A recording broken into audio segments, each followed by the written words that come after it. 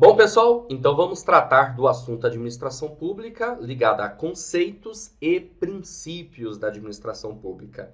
E aí eu quero que você acompanhe comigo. Eu trouxe uma série de conceitos aqui para trabalharmos, né? E, bom, aqui está dizendo o seguinte, ó, a administração pública no Brasil é definida como órgãos, ok? E entidades. Órgãos e entidades que desempenham atividade administrativa do Estado, e a organização da administração pública brasileira divide-se em administração direta e administração indireta. Então, basicamente é isso que nós temos na administração pública, essa ideia, esse conceito que é importante você guardar, tá?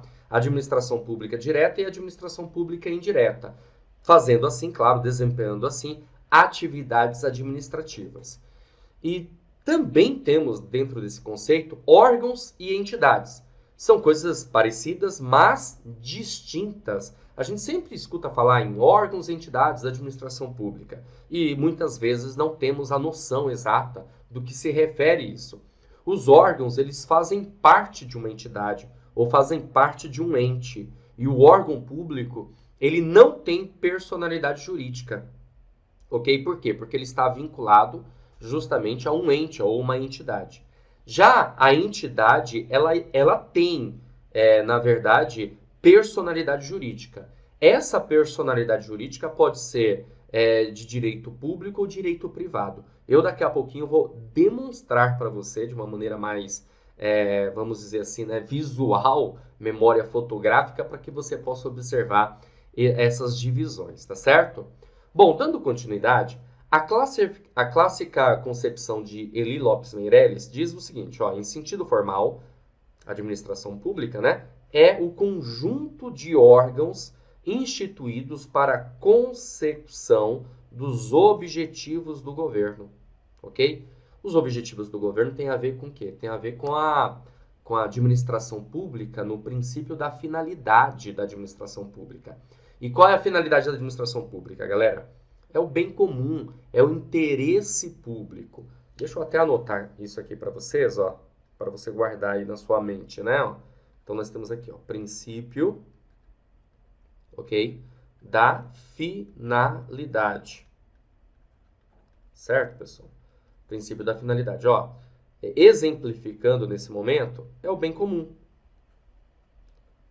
Princípio da finalidade, o bem comum, o interesse público. A administração pública ela tem objetivos, esses objetivos ligados ao bem comum da sociedade, do cidadão, tem que fazer o que é melhor para todos, né? Em sentido material, é o conjunto das funções necessárias aos serviços públicos em geral.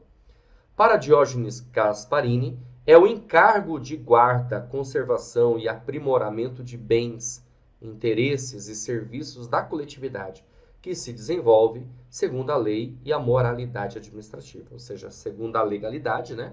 Tudo tem que estar dentro da lei, de acordo com a lei, e a moralidade ligada aos princípios, à ética, à boa conduta, essa situação, aos valores. Segundo Carminha, a administração foi tomando dimensão a partir das qualificações e exigências do mercado. Administrar tem vários conceitos e significados. Dirigir, orientar, formar, integrar e, com tudo isso, conseguir satisfações, tanto para o patrão quanto para funcionários, através de determinações do administrador saber lidar com ambas as partes. Suscitar, assim, satisfação para ambas, né? E no caso da administração pública, isso não é diferente. A gente vai ter aqui conceitos ligados à gestão pública. Você já assistiu a aula comigo aí, já teve conceitos ligados a isso, né? Da administração pública no sentido de cuidar dos recursos. Inclusive, um dos princípios mais importantes e expressos na Constituição Federal é o princípio da eficiência, que é justamente o conceito ligado à administração pública cuidar bem dos recursos. Tá certo? Então, esses são os primeiros conceitos aí que nós podemos ter a respeito da administração pública e aí a consequência dessas informações que eu acabei de repassar, que vai, claro, aumentando aí o seu grau de conhecimento dentro dessa parte da matéria, tá bom? Vamos dar continuidade? Olha só o que diz o título 3 da Constituição Federal, no seu artigo 18, que vai falar sobre a organização do Estado. Então vamos ver, ó. Então aqui o tema, né, do título 2, organização do Estado, da organização político-administrativa, no capítulo 1. O artigo 18 diz o seguinte: a organização político-administrativa da República Federativa do Brasil compreende a União, os Estados, o Distrito Federal, os municípios, todos autônomos nos termos desta Constituição. E, a bem da verdade, o que nós temos aqui quando verificamos que ele diz que a organização político-administrativa, ele é o legislador, que quer dizer, tá? A administrativa da República Federativa do Brasil compreende a União, os Estados, Distrito Federal e municípios. Na verdade, o que nós temos aqui? Nós temos os chamados entes políticos, certo? Entes políticos. Criam normas, regras, leis e, claro, precisam também administrar, certo? Brasília é a capital federal. Temos aqui também o parágrafo 2º que diz o seguinte: os territórios federais integram a União e sua criação, transformação em Estado ou reintegração ao Estado de origem serão reguladas em lei complementar. Então, caso a gente tenha algum território, esse território ele estará integrado à União. Os estados podem incorporar-se entre si, subdividir-se ou desmembrar-se para se anexarem a outros, ou formarem novos estados ou territórios federais, mediante a aprovação da população diretamente interessada, através de plebiscito e do Congresso Nacional por meio de lei complementar.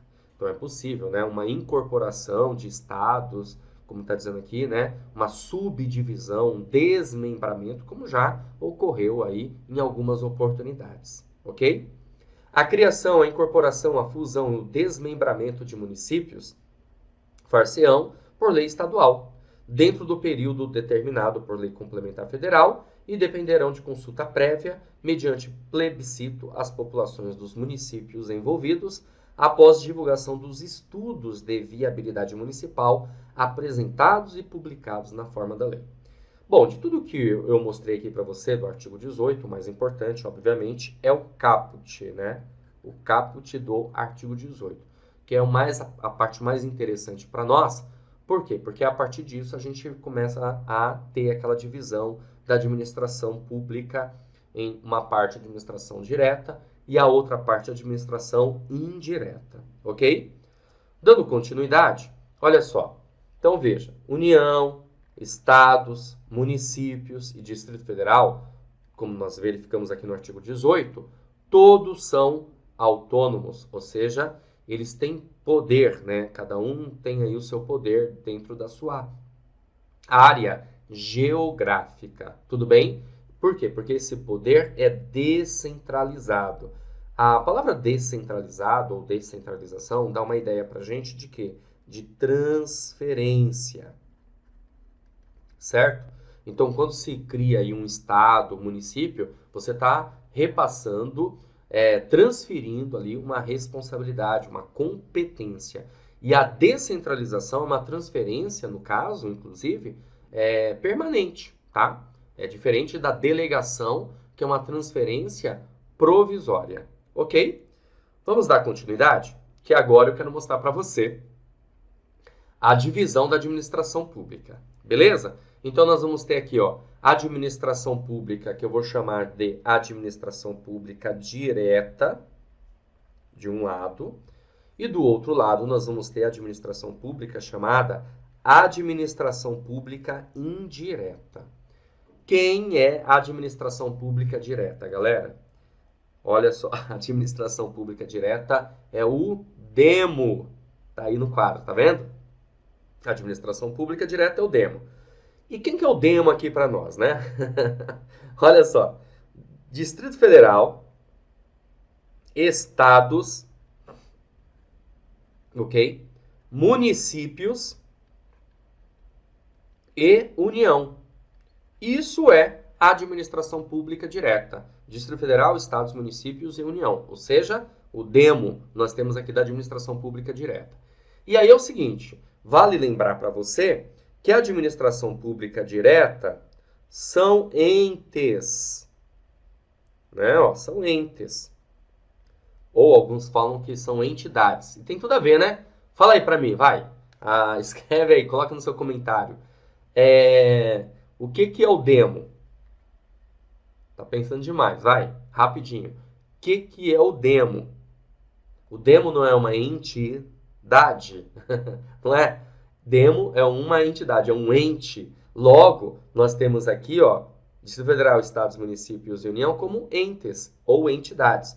Que tipo de entes ou entidades? Entidades políticas, certo? Então, desse lado aqui, nós temos as entidades políticas. E vale lembrar para você que são pessoas jurídicas de direito público, certo? São pessoas jurídicas de direito público. Isso significa dizer que tem personalidade jurídica. E são pessoas jurídicas de direito público porque são criadas por lei. Olha que interessante, hein? São criadas por lei, tá bom? Agora, olha só. Eu pergunto para você. O demo, isso mesmo estou falando, o demo, ele tem poder? Vai. Sim ou não? O que você acha? O demo tem poder? Vai. Interage aí comigo. Quero saber se o demo tem poder. Tem? Tem, né? Certo? Beleza. Se o demo... Olha só que interessante. O demo tem tanto poder, sabe o que ele faz? Não? Ele cria outras pessoas. Que doideira, né? Isso você ouviu. Ele cria outras pessoas. Ah, até hoje, professor, pensei que era Deus que criava pessoas. Não, quem cria pessoas é o demo. Talvez por isso que a gente vê que tá feia a coisa por aí, né? Bom, que tipo de pessoas? Pessoas jurídicas que o demo vai criar aqui, tá? Que é o que a gente vai chamar de administração pública indireta, que é a outra face do demo. Aí apareceu para você aí agora. A outra face... Não, o demo não é o demo que apareceu para você, é a palavrinha, tá? Associação mnemônica que acabou de aparecer para você. Ó, a outra face do demo. Nós temos aí as fundações. Deixa eu escrever aqui para você, visualizar aqui comigo. Vamos lá. Ó, não, pegar outra cor aqui. É tudo ao vivo e a cores, gente, por isso que é assim. Vamos lá, ó. Fundações, mas assim que é legal, não é? Ó, fundações, autarquias, sociedade de economia mista, beleza? E também as empresas públicas. Então, desse lado aqui, nós temos a administração pública indireta, que foi criada pela administração pública direta, pelo demo, certo? E olha que interessante, esse lado aqui, a outra face do demo que eu chamei, tá? Também são o quê? São entidades. Olha que interessante, galera, são entidades também. Ou seja, as entidades políticas, elas criam outras entidades. Essas entidades aqui são entidades que nós chamamos de entidades administrativas. Então, nós temos desse lado aqui as entidades administrativas. Fundações, autarquias, sociedade de economia mista e empresas públicas. Outro detalhe também interessante, que também são pessoas. Como eu falei, são pessoas jurídicas. Mas tem um detalhe. Nem todas são pessoas jurídicas de direito público. Algumas são pessoas jurídicas de direito privado, certo? Vamos visualizar? Deixa eu só pegar a caneta aqui, vamos lá. Então, vamos lá, ó. As empresas públicas são pessoas jurídicas de direito privado, tá? Privado. Por quê? Porque elas são autorizadas por lei. Olha uma diferença bem interessante, tá? Pessoa jurídica de direito público é criada por lei. Pessoa jurídica de direito privado é autorizada, tá? Por lei. A lei autoriza, uma determinada lei vai autorizar a criação de uma empresa pública. Ela vai ser registrada em cartório, na junta comercial, como se fosse igual à iniciativa privada, tudo bem? É igual uma pessoa jurídica da iniciativa privada. Assim também é a sociedade de economia mista, também é pessoa jurídica de direito privado, certo? Já as autarquias são pessoas jurídicas de direito público. Por quê? Porque são criadas por lei. E as fundações? As fundações complicam um pouquinho. Por quê? Algumas fundações são pessoas jurídicas de direito público, outras fundações são pessoas jurídicas de direito privado. Então a gente vai ter. E quando eu falo direito público, gente, ou direito privado, não significa dizer que a fundação é privada, é da iniciativa privada. Não. Ela é da administração pública, só que ela é pessoa jurídica de direito privado. Entendeu ou não? Não faz confusão achando, então a fundação é privada. Não. Ela é pública, mas a forma dela, né? Tá bom? A personalidade dela, ok? Então a gente tem aqui, ó, privado e público, podemos ter. Beleza? O que na verdade diferencia é que nós podemos ter fundações autárquicas, que são parecidas com as autarquias, e fundações aí meramente sociais, administrativas, que nesse caso são fundações aí de personalidade jurídica, pessoa jurídica de direito privado, tá?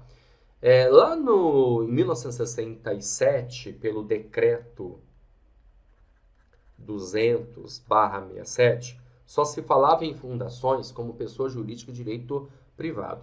Depois de uns tempos, começamos a ter o conceito de fundações autárquicas, e aí a consequência disso, pessoas jurídicas de direito público. Beleza? Bom, uma fundação ela vai cuidar de uma parte de cultura, pesquisa, social, basicamente é isso. Vai se ter uma fundação para essas áreas. Já uma autarquia vai cuidar de uma parte administrativa, da administração pública. Como exemplo, deixa eu só pegar outra caneta, nós podemos ter o seguinte, ó, uma fundação, exemplo, o IBGE, Instituto Brasileiro de Geografia e Estatística, é uma fundação. Uma autarquia, o INSS, tá? O Banco Central, Bacen, também é uma autarquia, ok? Sociedade de Economia Mista, Banco do Brasil, BB. Petrobras, Sociedade de Economia Mista. Por que Sociedade de Economia Mista? A maioria do capital social pertence à administração pública, seja União, Estado, município, não importa, tá? E a outra parte você pode adquirir, por exemplo. No caso do Banco do Brasil e da Petrobras, você pode entrar na Bolsa de Valores e comprar ações do Banco do Brasil e da Petrobras, certo? Mas a maioria do capital social pertence à administração pública. E empresas públicas? Nós temos aqui a Caixa Econômica Federal, ok? Os Correios. E nesse caso aqui, gente, o que acontece, né? Empresa pública. Empresa pública é 100% do governo, certo? 100% do governo. E vale lembrar, né, que no caso de sociedade de economia mista, empresas públicas, nós podemos ter aí a privatização, inclusive. Inclusive, nesse ano fala-se muito em privatização aí da Caixa Econômica Federal, dos Correios, né? Ok? Então faz parte, sim, essa possibilidade, tá? Eu vou abrir aqui uma tela em branco, porque aqui já está cheio de informação, você vai ficar meio perdido. Vamos lá. Então, só para a gente compreender melhor. Então, a gente tem aqui a administração pública direta, administração pública indireta, certo? Estou voltando um pouquinho, só para você memorizar essas informações. Então, administração pública direta, nós temos o DEMO, administração pública direta, perdão, e administração pública indireta, a fase, ou, como eu gosto de brincar, né, a outra face do DEMO, tá? A administração pública direta são entidades políticas ou entes políticos e a indireta, entidades administrativas. O que acontece, galera?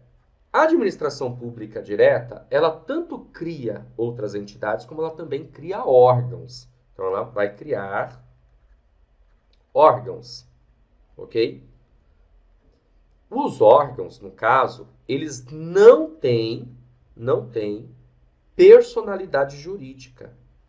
Ó, vai acompanhando aí, tá? Eles não têm personalidade jurídica. Por quê? Porque ele já faz parte da própria administração pública, da entidade que o criou. Exemplo, nós podemos pensar aqui na União. Temos a União. Aí a União vai ter o quê? Ministérios, certo? Ministérios, secretarias. Exemplo, Secretaria da Receita Federal. A Secretaria da Receita Federal nada mais é do que um órgão. Tem personalidade jurídica? Não, porque quem tem a personalidade jurídica é o ente chamado União. Assim ocorre também com ministérios, secretarias, ministérios, departamentos. Isso vai acontecer também, pessoal, com o município, vai acontecer também com o estado, da mesma forma, da mesma maneira. E vale lembrar que nós vamos ter órgãos ligados aos poderes executivo, judiciário e também ao poder legislativo. Por exemplo, a Câmara Municipal de Guarulhos nada mais é do que um órgão ligado ao poder legislativo, beleza? O Tribunal de Justiça do Estado de São Paulo é um órgão ligado ao poder judiciário, certo? E assim vai, assim por diante. Assim como uma secretaria, Secretaria da Saúde, Secretaria da Educação, Secretaria da Administração, Secretaria do Planejamento, vai estar ligado ao Poder Executivo, seja ele do Estado, seja ele da União, seja ele do município. Beleza? Então nós temos os órgãos que estão ligados às entidades políticas aí no caso. Quando a administração pública cria órgãos, nós damos um nome para isso. Nós chamamos de desconcentração. Então, a administração pública, ela está desconcentrando. Imagina, nós temos a União, e a União está criando órgãos para que cada órgão possa cuidar de uma determinada área, que estará vinculado aí ao ente, tudo bem? Então, ela está desconcentrando. Já no caso da administração pública indireta, as fundações, autarquias, sociedade de economia mista e empresas públicas, nós também damos um nome quando se cria entidades. E o nome utilizado é a descentralização. Descentralização, tá? Criar entidades que vão ter autonomia administrativa, inclusive. Como que você vai fazer para guardar essas palavrinhas aí e entender que uma coisa está ligada a órgãos, outra está ligada a entidade? Olha como que vai ficar fácil. Ó. Nós temos aqui essa palavra desconcentração, não é isso? Tá vendo aqui, ó? CO, desconcentração é igual a criar órgãos, ok? Já aqui, ó, descentralização, CE, criar entidades. Olha que bacana. Fica fácil guardar assim? Uma associação para ficar deixar a sua vida mais fácil na hora da prova, tá? Então, descentralização, criar entidades. Desconcentração, criar órgãos. Entidades têm personalidade jurídica. Os órgãos não têm personalidade jurídica. E é claro que as fundações, autarquias, sociedade de economia mista e empresas públicas também podem criar departamentos, setores, que é a criação de órgãos, ou seja, pode também ter essa desconcentração dentro deles. Beleza? Então, show de bola, né? Vamos continuar? Vamos dar continuidade. Vamos lá. Então, eu conceituei a administração pública aqui para vocês. A administração pública direta, administração pública indireta. Esse decreto 200/67, ele também traz uma série de conceitos ligados a isso que eu acabei de mencionar para você. Tá bom? Vamos lá. O artigo 37 da Constituição Federal, ele trata do tema princípios da administração pública, princípios explícitos, princípios expressos na Constituição Federal. Olha só, artigo 37. A administração pública, direta e indireta, que a gente já sabe aí a diferença entre elas, né? De qualquer dos poderes da União, dos estados, do Distrito Federal, dos municípios, obedecerá aos princípios da legalidade, impessoalidade, moralidade, publicidade e também eficiência. Então, esses são os princípios explícitos, princípios expressos na Constituição Federal, no artigo 37, certo? Que nós chamamos aqui de LIMP, tá? Legalidade, impessoalidade, moralidade, publicidade e eficiência. Vamos aproveitar e vamos ter um conceito a respeito de cada um desses princípios aqui, que é importante, né? Então, vamos lá. Deixa eu pegar aqui. Opa, não é isso que eu quero a caneta. Ó, então, nós temos aqui os princípios. LIMP. Vamos lá, galerinha. Acompanha comigo. Deixa eu só mudar de cor. Ó. Então, nós temos aqui o princípio da legalidade. O princípio da legalidade, ele vai expressar o seguinte, tá? Que a administração pública, ela só pode fazer o que está na lei, o que a lei permite, o que a lei autoriza. Esse camaradinho aqui, ó, que eu vou desenhar, esse camaradinho, meu personagem, aqui. Esse cara, tá vendo o cara de feliz que ele tem? Que eu vou chamar ele de FP, né? Quem já teve aula comigo sabe. FP significa o quê? Olha, cuidado que você vai falar aí, tá? FP, isso, funcionário público, beleza? E o nosso personagem aqui, funcionário público, só pode fazer, olha só pode fazer o que a lei autoriza. Só pode fazer o que a lei permite, o que está dentro da lei. Legalidade, princípio da legalidade, certo? As regras, porque legalidade nada mais é do que uma norma, ou normas, ou regras, procedimentos, processos, certo? E nós vamos encontrar justamente isso, regras e procedimentos, normas que precisamos cumprir no nosso dia a dia como servidor público. Nós temos aqui também o princípio da impessoalidade.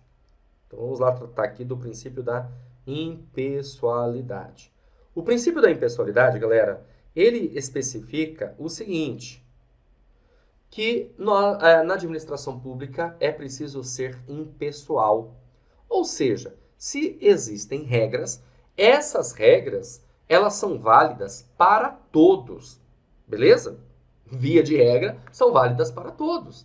É impessoal. Inclusive, a legalidade, as regras, as normas, as leis, elas são impessoais. Ela não foi feita para um ou outra pessoa, ela é impessoal. Obviamente que nós vamos ter algumas situações aí que vamos ter, inclusive, leis específicas para uma determinada situação, para que aquelas pessoas, aquele grupo de pessoas tenham acesso, tenham direito que está na Constituição Federal, mas que precisa ter lei para isso, né? Um dispositivo, vamos dizer assim. Ok? Mas, a priori, a administração pública tem que ser impessoal, tem que ser imparcial, tá? E aqui entra uma série de situações. Por exemplo, imparcial e impessoal no sentido da licitação, de receber abrir um processo de licitação, um edital de licitação, e fazer com que as pessoas participem, sem uma saber da outra a sua proposta, para que essas propostas sejam abertas todas no mesmo dia, na mesma hora, beleza? Justamente para criar essa ideia de imparcialidade. Essa imparcialidade também tem a ver em que a administração pública, ou o gestor, o administrador público, ele não pode se autopromover, se aproveitar, por exemplo, de uma obra para fazer uma promoção da sua pessoa, né? Você não vai ver isso normalmente. Normalmente você vai ver, por exemplo, se a prefeitura, se o Estado, se a União está fazendo alguma coisa, ela vai falar em nome da União, em nome do município, em nome do Estado, e não em nome da pessoa em si, porque aí ela estaria se autopromovendo, beleza? Imparcial e impessoalidade, porque há toda uma regra para você ter um determinado cargo, vai ter que prestar concurso público, até para que possa combater nesse sentido o nepotismo. Porque lá atrás na administração pública patrimonialista, antes da administração burocrática, por volta da década de 30, mais precisamente antes de 1936, nós tínhamos uma administração pública patrimonialista, onde já existiam cargos públicos, mas não existia basicamente o concurso público. Então as pessoas eram nomeadas por outras. O que acontecia naquela época? Favorecimento, nepotismo, corrupção. Não que não seja diferente de hoje, né? Mas hoje nós temos regras ligadas a pessoa tem um determinado cargo público, ok? Essa impessoalidade ou imparcialidade também nos remete a uma outra situação, a um outro conceito, que é a igualdade. Na administração pública, há uma importância muito grande de tratar todos da mesma forma, tratar todos com igualdade. Até porque, deixa eu pegar aqui e mudar de caneta, lá na nossa Constituição Federal, no artigo 5º da Constituição Federal, né? Lá vai dizer assim, ó, todos são iguais perante a lei, tá? Sem distinção de qualquer natureza. Todos são iguais perante a lei, sem distinção de qualquer natureza. Beleza? Aí vai continuar falando, né? Garantindo-se aos brasileiros e aos estrangeiros existentes no país a inviolabilidade do direito à vida, à liberdade, à igualdade, à segurança nos termos seguintes. Mas a gente vai ficar só com essa parte aqui que já está de bom entendimento. Todos são iguais perante a lei. Então, a ideia é da igualdade. Porém, essa igualdade na administração pública é uma igualdade que eu costumo sempre dizer, é uma igualdade formal, ou seja, é uma igualdade perante a lei, o que significa que as pessoas não necessariamente são iguais, né? Então, a administração pública ela tem que saber lidar com essa situação. Por exemplo, nós temos atendimento prioritário. Né? Eu vou até aproveitar que estava falando sobre isso numa das aulas aí que eu tive com a galera. Atendimento prioritário. Tem a Lei 10.048, que vai dizer que as pessoas com deficiência, os idosos a partir de 60 anos, as gestantes, as lactantes, as pessoas acompanhadas por crianças de colo têm direito a atendimento prioritário. O que é isso? Isso é uma maneira isonômica da administração pública tratar o assunto, ou seja, tratar com isonomia. Né? Eu trato os iguais de maneira igual e os desiguais de maneira desigual na medida de suas desigualdades. Tá? Então, vou dar atendimento prioritário para aquele grupo de pessoas. Por quê? Porque, obviamente, eles necessitam, são mais vulneráveis, né? E assim por diante. Por exemplo, você pode ficar isento de um concurso público, se você estiver dentro dos requisitos que constam no edital do concurso, certo?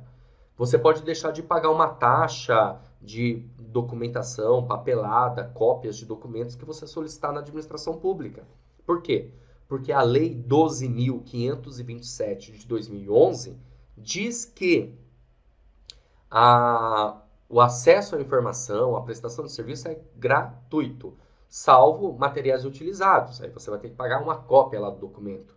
Só que se você se declarar aí, fazer uma declaração de pobreza, uma atestado de pobreza, você vai ficar isento dessa despesa, dessa taxa, tudo bem? Que consta lá na Lei 12.527 de 2011, no artigo 12. Então, acabei de citar, tá? Deixa eu colocar aqui, ó. Depois você faz uma pesquisa, tá? 12.527 de 2011, artigo 12. Você dá uma lida lá. Beleza? Então é possível, inclusive, ficar isento dessa taxa. Por quê? A ideia da isonomia da administração pública. Temos aqui também o princípio da moralidade.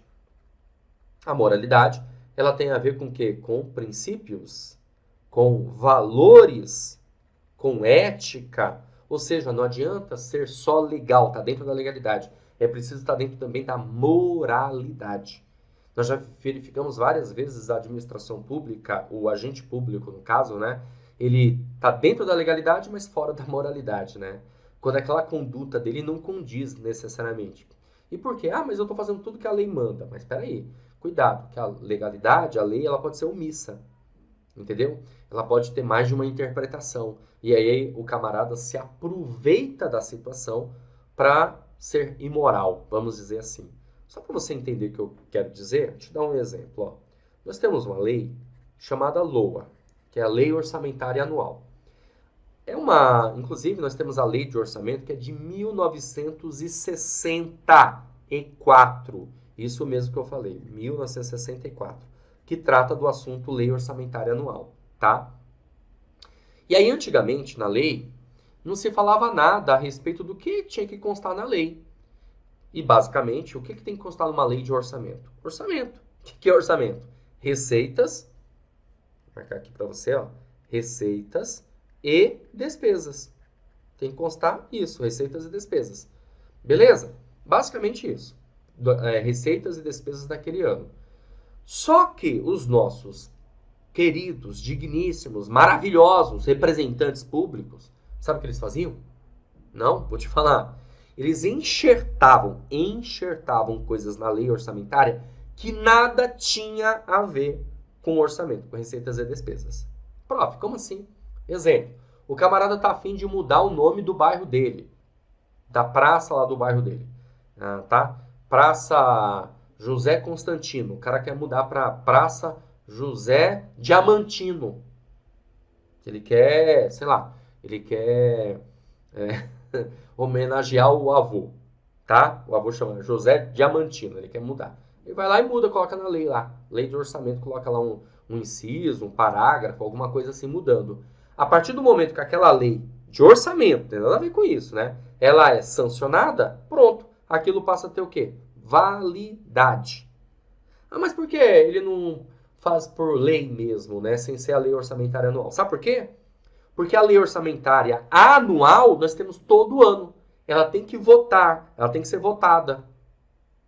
Certo? Ela tem que ser votada necessariamente, ela tem que ser votada. Basicamente vai acontecer isso. A não ser algumas exceções aí que pode, de repente, a gente ficar sem um projeto de lei e aí fica valendo a lei orçamentária vigente. Mas tudo bem, vamos pensar que foi um projeto, esse projeto virou lei. Então, tudo que tiver naquela lei passa a ter validade. Olha que interessante. Aí eu falo, mudar o nome da praça tem alguma coisa a ver com receitas e despesas? Absolutamente nada. Mas os caras se aproveitaram da brecha da lei. Tá dentro da legalidade? Tá. Mas tá dentro da moralidade? Difícil, hein? Aí o legislador constituinte de 1988, ele criou lá um título, uma seção só sobre finanças públicas, em uma seção chamada orçamento. Aí o que o legislador fez? Sabe o que ele fez? Não, vou te falar. Ele colocou assim, ó. A lei de orçamento, presta atenção, que eu não vou escrever não, você vai prestar atenção. A lei de orçamento não conterá dispositivo estranho. Somente tratará de matéria orçamentária. Então, quando ela fala não conterá dispositivo estranho, somente conterá matéria orçamentária, está dizendo assim, ó, não pode ter que colocar lá na lei nome de rua, nome de praça, seja o que for, criação de cargos, perdão, só vai constar receitas e despesas, tudo que é ligado ao orçamento. Não é maravilhoso o que ele fez? Ele fez para fechar essa brecha que existia, esse gap. Tá bom? Vamos lá, continuando. Temos aqui o princípio da publicidade. O que é o princípio da publicidade, gente? A publicidade é que os atos administrativos, eles precisam ser transparentes, tá? Divulgados. A administração pública precisa divulgar os atos administrativos. Agora veja, esses atos administrativos que vão ser divulgados, é claro, existem exceções. Beleza? Nós temos a Lei 12.527 de 2011, que lá no artigo 3º, isso, artigo 3º, puxei aqui na memória, artigo 3º da Lei 12.527, vai falar assim, ó, é preciso ter observância, olha só, observância, rapaz, mas esse boneco que eu desenhei aqui tá horrível, né? Vai ficar assim mesmo. Observância da publicidade, tá? E a publicidade, no caso aqui, galerinha, a publicidade é a regra. A publicidade é o preceito geral, certo? Mas nem sempre tudo poderá ser público. E nesse caso, nós vamos ter o sigilo. Só que o sigilo não é a regra. Bom, se o sigilo não é a regra, o que o sigilo é então? É isso aí. Exceção. Então, nós temos a publicidade como regra e o sigilo é exceção. O princípio da publicidade é a transparência dos atos administrativos, ou seja, divulgar informações. Exemplo, concurso público, licitação, contratos administrativos, orçamento público, receitas e despesas, tá bom? E uma série de outras coisas, né, situações. Mas existem alguns casos que vai ficar sob sigilo por algum tempo, temporário, porque aquilo pode colocar em risco a segurança da sociedade e do Estado. E toda informação que possa colocar em risco a segurança da sociedade e do Estado, ela é passível de sigilo. Beleza? E temos aqui também o princípio da eficiência. Esse princípio explícito aqui é um dos mais novos, aliás, é o mais novo. Por quê? Porque esse princípio ele entrou na Emenda Constitucional número 19/98. O que significa para nós? Que até 1998 nós tínhamos o LIMP, mas um LIMP mudo aí, né? Certo? Legalidade, impessoalidade, moralidade e publicidade. A partir de 98, por meio dessa emenda constitucional, passamos a ter esse princípio explícito chamado eficiência. Eu até brinco que precisa até mais, tá? Do que limpe. A gente precisa de limpeza. Então os caras têm que arrumar mais 2 princípios aí. Um começa com a letra Z e a outra com a letra A, para ficar mais completo, tá? Mas por enquanto a gente tem isso aí, o LIMP, eficiência. E o que é eficiência? Eficiência é você utilizar o recurso da maneira certa. Opa, ai caramba. Pera aí, gente. Saiu tudo aqui da tela. Oh, volta. Que pena. Ai, caraca. Perdi a tela. Olha que coisa. Bom, tudo bem. Vai lá. Não tem nada não. Vamos continuar. Você entendeu até aqui, não entendeu? Sim ou não? Então tá bom. Nós temos o LIMP. Eu já expliquei os 4 primeiros. Estava explicando agora o da eficiência, certo? Eficiência é você utilizar o recurso. Vou escrever aqui de novo.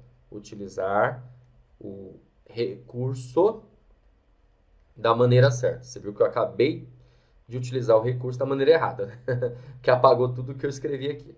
Ó, utilizar o recurso da maneira certa. Beleza?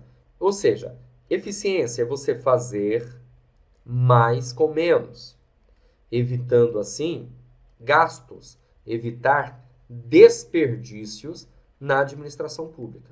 Então há uma necessidade muito grande, né, de evitar desperdícios, de utilizar o recurso da maneira certa, os recursos principalmente financeiros, né? Em que áreas a administração pública irá promover para entregar bens e serviços à população, aquilo que a população precisa, satisfazer as necessidades do cidadão. Satisfazer a necessidade desse carinha aqui, ó, gente, ó. Esse carinha aqui, ó. Outro personagem, tá? Esse é nosso personagem. Tá vendo? Ó. Zoinho vermelho, tá bom? Quem tem zoinho vermelho é o usuário. Esse é o nosso usuário. Nosso personagem aqui, certo? Usuário do serviço público. Então nós temos lá o FP, lembra do FP? Carinha feliz. E nós temos esse carinha aqui que é o nosso usuário. E a administração pública, ela precisa fazer de tudo para satisfazer as necessidades desse usuário. Atender às suas necessidades. Vou escrever aqui para você, ó. Atender expectativas. Atender necessidades. Isso significa entregar bens, produtos, né? Obviamente, na administração pública. Percebeu a ideia? Princípio da finalidade, do bem comum, do interesse público. Então, logo a gente utiliza esses princípios aqui explícitos para entregar o melhor para a população, para o cidadão, para o nosso usuário ali. Ficou claro isso para você? Show de bola? Deu para entender? Bom, acredito eu que sim, né? Eu vou dar continuidade aqui aos temas, que nós vamos, na verdade, agora resolver questões. Olha que maravilha! Nós vamos resolver questões de provas anteriores para que você possa observar como que o tema já foi abordado em prova de concurso. Bora? Então, nós temos aqui uma questão que é no concurso da Receita Federal para analista tributário da Receita. E a questão diz assim, ó, não compõe administração pública direta. Então, você tem aí, alternativa A, a Secretaria da Receita Federal do Brasil. Alternativa B, a Presidência da República. Alternativa C, o Tribunal Regional Eleitoral. Alternativa D, o Ministério dos Esportes, perdão. E alternativa E, a Caixa Econômica Federal. Bom, galera, se ele está perguntando não compõe a administração pública federal direta, o que você acha que uma questãozinha dessa vai acabar abordando? Ou ela vai misturar, certo? Ela vai misturar as entidades da administração pública indireta e os órgãos que pertencem à administração pública direta. É isso que vai fazer, para tentar confundir você. Então vamos lá? Secretaria da Receita Federal, o que é isso? Isso é um órgão. Presidência da República também é um órgão, viu, gente? Tá ligado a um ente. Tribunal Regional Eleitoral, também órgão. Ministério dos Esportes, também órgão. Pô, se todos esses primeiros aqui são órgãos, logo o que sobrou aí pra gente? Já respondeu? É isso aí. O que sobrou aqui pra nós é a alternativa E. Esse é o nosso gabarito. Alternativa E, Caixa Econômica Federal, não compõe a administração pública direta. Por quê? Porque a Caixa Econômica Federal é uma empresa pública. E sendo empresa pública, faz parte de entidades da administração pública indireta. Administração pública direta, Distrito Federal, Estados, Municípios e União. Administração pública indireta, fundações, autarquias, sociedade de economia mista e empresa pública, que é o caso da Caixa Econômica Federal. Fechou? Então não compõe a administração pública direta, alternativa E. Vamos caminhar, que eu tenho uma outra questão para tratar aqui com você. Essa questão, ela diz o seguinte, ó, caiu no concurso aí da Secretaria da Fazenda, né? Municipal da Fazenda do Rio de Janeiro, agente de fazenda, é isso mesmo. Ó, não, vou pegar aqui a vermelha, porque foi melhor. Não é considerada entidade da administração pública indireta, não é considerada entidade da administração pública indireta. A autarquia? Não, a autarquia é considerada, é uma das entidades da administração pública indireta. Assim como também a sociedade de economia mista, também é uma entidade da administração pública indireta. As empresas públicas também, assim como também as fundações públicas. O que sobrou aí para nós? É isso aí. Alternativa C, órgão público. Porque o órgão público, toda vez que você escutar esse nome, ler esse nome, órgão, você vai lembrar de quê? De administração pública direta. Aí falou em autarquia, sociedade de economia mista, fundação pública e empresa pública, administração pública indireta. Além disso, nós temos também entidades paraestatais, que eu não comentei nesse vídeo, numa próxima oportunidade, quem sabe, tá? Consórcios, tudo bem? Permissionárias, entidades que fazem parte dos S's, né? Como o Senai e assim por diante. Mas eu não vou tratar desse assunto agora nesse momento, beleza? Vou ficar só com essa ideia aqui de administração pública direta e indireta, que já é bastante coisa. Vamos lá, vamos caminhar. Que eu tenho mais uma questão aqui para tratar com você. A próxima questão diz o seguinte. Deixa eu pegar aqui o marca-texto. Diz assim. Determinado município da Federação Brasileira, visando dar cumprimento à sua estratégia organizacional, implantou o programa denominado Administração Transparente. Então, ele implantou esse programa, tá? Uma das ações do referido programa consistiu na divulgação da remuneração bruta mensal, com o respectivo nome de cada servidor da municipalidade em sítio eletrônico da internet. Professor, oi, eu não sei o que é sítio. Não sabe? Sítio é site, meu filho. Tá bom? Não erra mais questão por causa disso não, pelo amor de Deus, tá? Sítio é site. Site da internet, site eletrônico. Então, o que o município está fazendo? Ele está criando um programa denominado Administração Transparente. Ele quer ser mais transparente ainda para a população. E aí ele divulgou o quê? A remuneração bruta mensal do respectivo servidor. E colocou lá o nome do servidor. Pode ou não pode? E aí? O que você acha? Vamos lá. A partir da leitura do caso concreto, ou seja, uma coisa que realmente aconteceu, acima narrado, assinar a opção que melhor exprima a posição do STF acerca do tema. Vamos lá. Aí, professor, você nem explicou qual é a posição do STF. Meu amigo, não precisa. A gente vai ver isso aqui na questão, cara. Professor, você está muito ríspido hoje. O que tem? Você tem que entender a porra da matéria. Aí, tá falando palavrão também.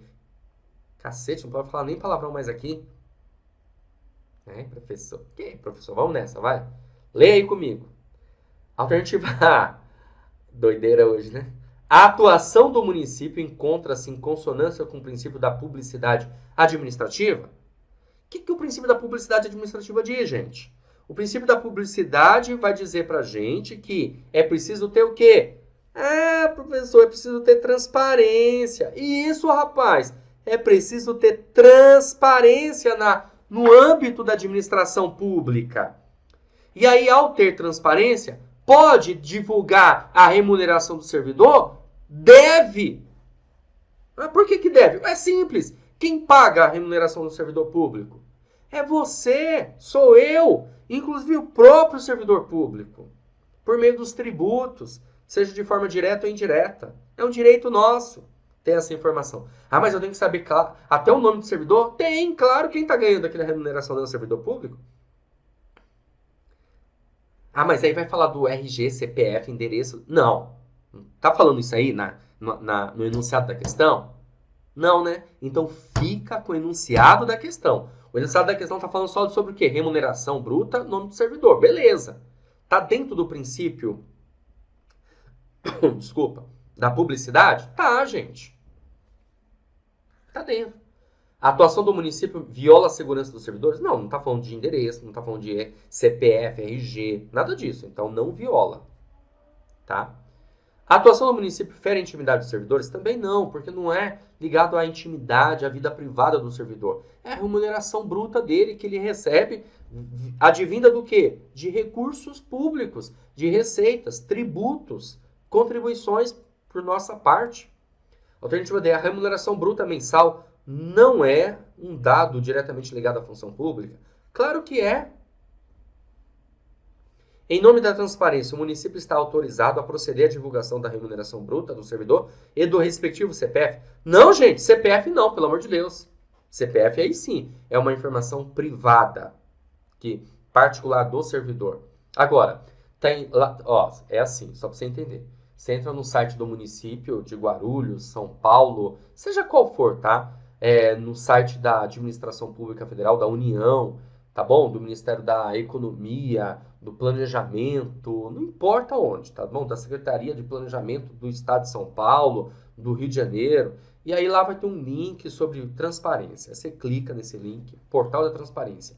Aí vai estar lá, remuneração dos servidores.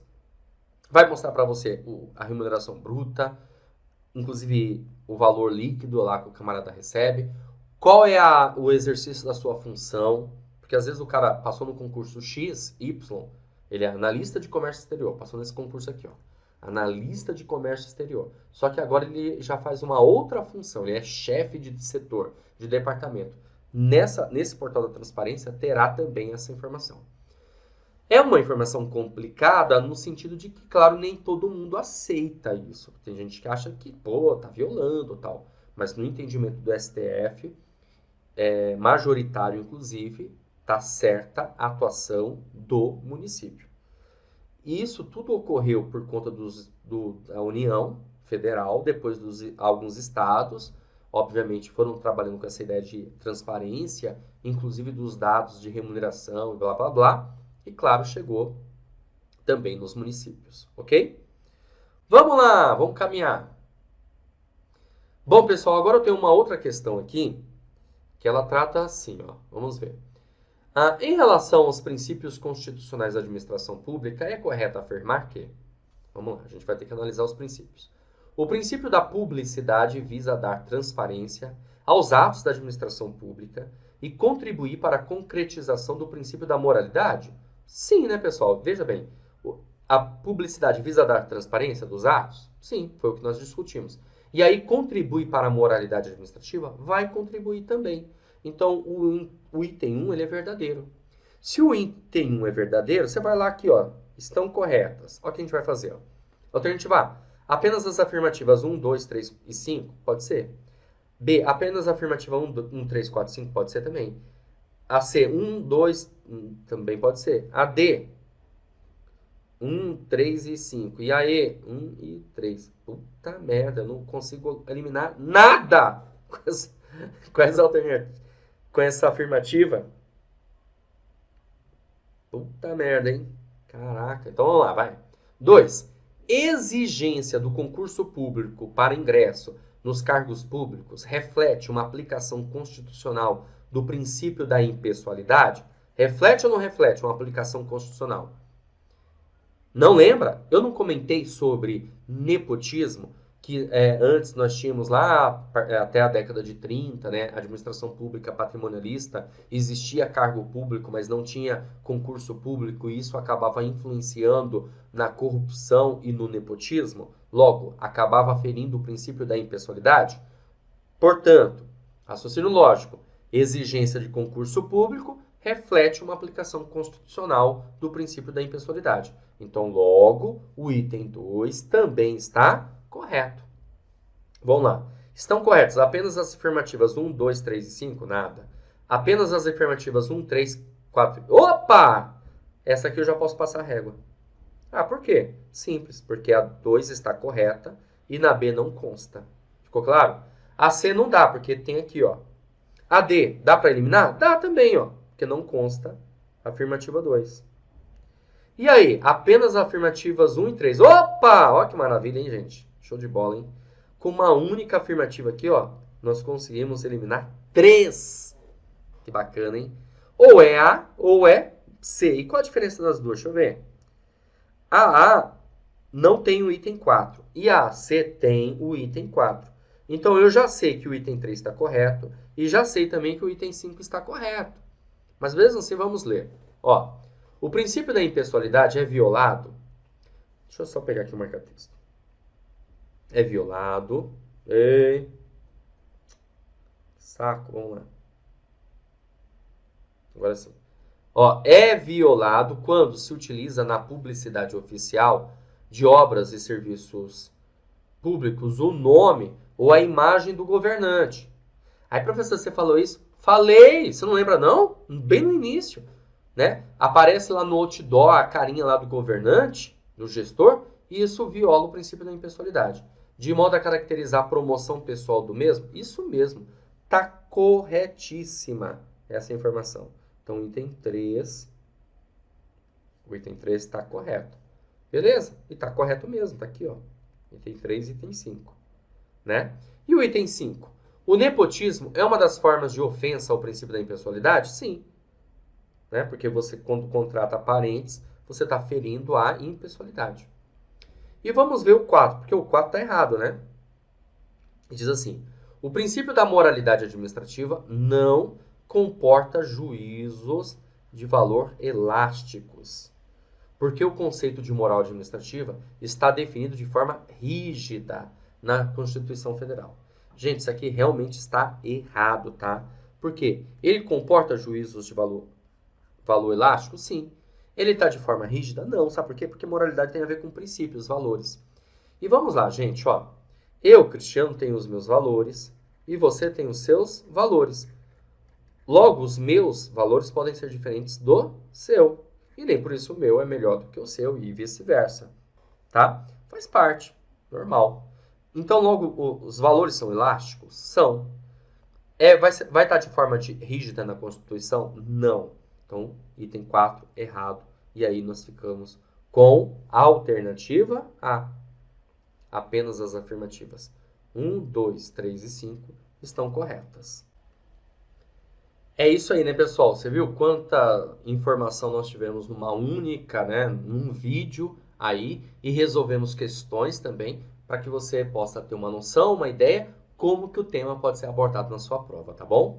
Olá, você acaba de assistir a uma aula ou uma parte das muitas aulas que nós temos aqui no nosso curso online preparatório Gabaritando Auxiliar Administrativo 2 Escolar para a Prefeitura de Santo André. E se você assistiu, chegou até aqui, é porque gostou, na verdade? Então continua, porque eu tenho um recado importante para te passar. Nós aqui do Vencendo Concursos montamos o curso online preparatório completo para você ser aprovado nesse concurso. É isso aí. Eu estou falando para você ser aprovado, porque nós temos o melhor curso preparatório e com excelente custo-benefício. E eu tenho certeza que se você focar da maneira correta, estudar, assistir às aulas de maneira organizada, como nós fizemos na nossa plataforma, você sim será aprovado nesse concurso. Eu quero aproveitar e mostrar para você quais são as vantagens do nosso curso preparatório. Então acompanhe aí comigo, ó, para você ter uma ideia, para você ter uma noção das suas vantagens. Primeiro, você vai ter acesso imediato. Então, no momento que você adquirir o curso preparatório, você recebe no seu e-mail os dados de acesso e já começa a navegar com a gente imediatamente. Você terá acesso ilimitado, poderá assistir às aulas quantas vezes você quiser dentro da nossa plataforma. Você terá também teoria e questões comentadas, aliás, centenas de questões comentadas pelos nossos professores. E você terá material em PDF das aulas, olha que bacana. Então, conforme, claro, os professores eles gravam as aulas, nós pegamos os slides e transformamos em material em PDF para você, para complementar o seu estudo. Estamos fazendo um valor promocional de lançamento para esse curso preparatório, pessoal, que é o seguinte, de R$ 497 por apenas R$ 247 ou 12 vezes de R$ 24,65. Agora me diz, o que você paga com esse valor, hein? Aqui no Vencendo Concursos, você pode adquirir o curso online preparatório completo para auxiliar administrativo. Muito a pena para você, vai valer esse curso preparatório que vai te levar à aprovação. Como que você vai fazer para adquirir o curso preparatório? Gente, é o seguinte, abaixo desse vídeo, na barra de descrição, na barra de comentários, vai ter um link. Você vai clicar nesse link e vai ser redirecionado à página do curso. Lá encontrará todas as informações necessárias. Vai ter um botãozinho amarelo lá no meio, você vai clicar, vai preencher seus dados, escolher a forma de pagamento e pronto, vai começar a estudar aqui com a gente no Vencendo Concursos, ok? Se você tiver alguma dúvida, é só entrar em contato conosco pela nossa central do WhatsApp, tá aí o número 11 97465 6052, ou lá na página do curso tem um chat online. Sempre fica um consultor nosso à sua disposição para sanar suas dúvidas. Então é só você mandar sua dúvida por lá e alguém vai te responder imediatamente, tá bom? Bom, é isso. Vou ficando por aqui. Um grande abraço para vocês. A gente se vê dentro da plataforma, hein? Clica no link agora, já faz a sua matrícula e inicia seus estudos para valer. Grande abraço e a gente se vê dentro da plataforma. Valeu, até mais!